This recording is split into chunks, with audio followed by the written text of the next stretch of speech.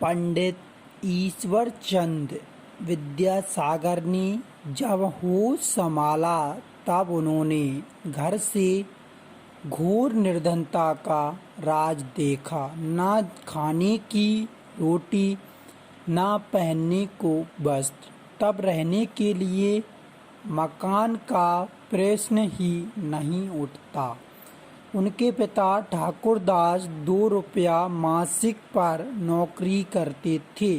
घर की स्थिति जरा भी इस योग्य न थी कि माता पिता विद्यासागर को पढ़ाते, किंतु वे उसकी लगन देखकर थोड़ा बहुत पढ़ाने के लिए विवश हो ही गए। जिस समय वे अपने पुत्र के साथ मेदिनीपुरी से कलकत्ता कुछ मेहनत मजदूरी करने पैदल चले जा रहे थे, किंतु उस समय विद्यासागर ने मील के पत्थरों पर लिखित अंकों से अंग्रेजी गिनती का ज्ञान प्राप्त कर लिया। ग्राम पाठशाला से शिक्षा प्रारंभ करके ईश्वर चंद्र ने 17 वर्ष की आयु में पहुँचते पहुँचते अंग्रेजी की योग्यता तथा संस्कृत का पांडित्य प्राप्त कर लिया। उनकी विद्वता से प्रसन्न होकर विद्वानों ने उन्हें विद्यासागर की उपाधि तथा सरकारी अधिकारियों ने फोर्ट विलियम कॉलेज में प्रधान पंडित का पद दिया।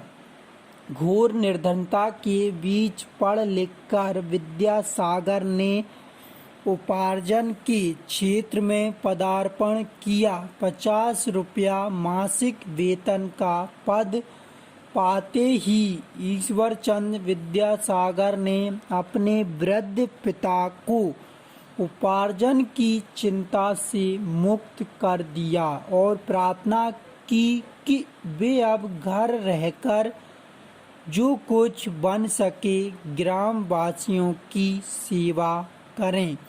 अनेक संबंधी विद्यासागर को उनकी सफलता के लिए बधाई देने आए और बोले, ईश्वर चंद्र, अब तो तुम्हारे सारे दुख दूर हो गए। अब आराम से रहते हुए आनंद पूर्वक अपना जीवन बिताओ।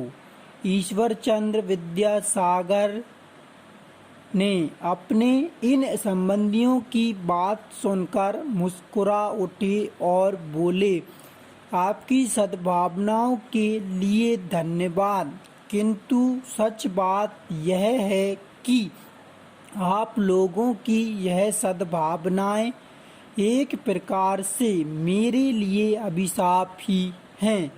आपको आशीर्वाद देना चाहिए था कि विद्यासागर, तुमने जिस गरीबी का कष्ट स्वयं अनुभव किया है उसे कभी ना भूलना और किसी गरीब की सहायता के लिए कभी मुंह ना चुराना। दूसरों की सेवा सहायता करने की मेरी हार्दिक इच्छा ने मुझे अधिकाधिक परिश्रम करने के लिए प्रेरणा देकर पथ प्रदर्शक का काम किया। उस इच्छा की अपेक्षा कर भला मैं किस प्रकार अपने जीवन को आराम से बिताने की दृढ़ता कर सकता हूँ।